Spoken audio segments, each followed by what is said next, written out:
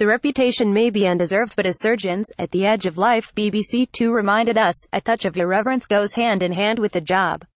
I'd call myself a reluctant viewer of this program, which tracks, in close focus and gory detail, innovative surgery at Birmingham's Queen Elizabeth Hospital. As the title suggests, these are life-or procedures, at the outer limits of what the profession can currently do. Many of the operations we see would have been impossible just a few years ago. Consequently, and more importantly to the casual viewer, the people undergoing them would not have been offered the chance of life. In terms of boldly going in new frontiers and so on, these surgeons are not unlike space explorers, and they sometimes reveal a similar kind of awe for the sights they see. One of the procedures last night involved draining a man's blood in order to remove a growth from the inside of an artery, effectively rendering him dead for 30 minutes.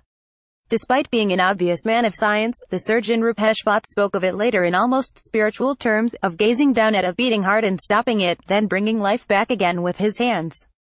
The likes of Armstrong, Aldrin and Gagarin must have felt something similar, when they first looked back at Earth. At the same time, under such pressure, these teams of gifted medics had to have some release.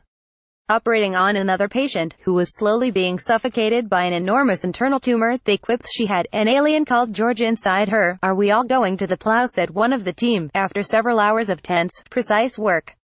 As the patient was stitched up, they held a sweepstake about the weight of the growth removed.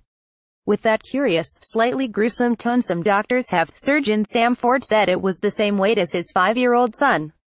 You might not care to see tumors and dishes, or peer into chest cavities, but in terms of insights into the people doing this extraordinary job, this is well worth a look.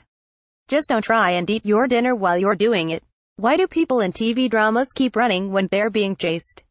Why not nip down a dark alley and hide in a bin until your pursuers have given up? Then there'd be no chase sequence, I guess, although I'm not sure a show like Next of Kin ITV needed one anyway. With her nephew Danny still AWOL, Mona Harcourt Archie Punjabi traveled to Pakistan to bring home the body of her murdered brother. Danny Vivek Kalra was doing his best to escape the clutches of a jihadist preacher, but he couldn't get far without his passport.